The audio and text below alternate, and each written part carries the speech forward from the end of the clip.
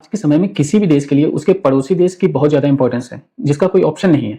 हालांकि हम भारत की फॉरेन पॉलिसी के इतिहास में जाते हैं तो कौटिल्य ने कहा था कि पड़ोसी अरि होता है, मतलब अरि का मतलब बेसिकली शत्रु होता है। लेकिन आज के ग्लोबलाइजेशन के दौर में हम इस बात को मान के नहीं चल सकते, क्योंकि हमें पड़ोसी देश के साथ व्यापार भी करना होता है। तो मुझे शत्रु के रूप में देखेंगे तो मुझे नहीं लगता किसी भी देश के लिए फायदा होगा, क्योंकि जियो पॉलिटिक्स जियो इकोनॉमी को डिसाइड करती है। अगर नेपाल या भूटान में कोई भी सरकार हो, उसकी भारत के ऊपर डिपेंडेंसी होना स्वाभाविक है, क्योंकि वो नेपाल और भूटान लैंड लॉक कंट्रीज है। अगर उनको व्यापार करना है तो भारत के रास्ते से करेंगे।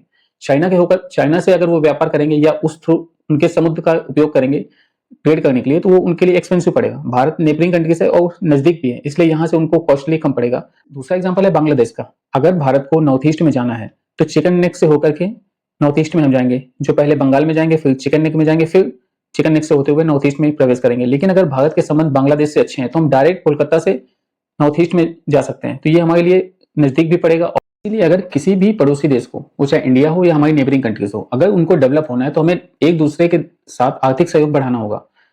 तो इसीलिए अगर किसी भी देश को इकोनॉमिक डेवलपमेंट करना है तो उसके पड़ोसी देश के साथ संबंध अच्छे होने चाहिए। इसीलिए ये माना कि पड़ोसी अरि होता है या शत्रु होता है, मुझे लगता है कि इस धारणा को बदलने की जरूरत है। इसी से हम आगे बढ़ सकते हैं।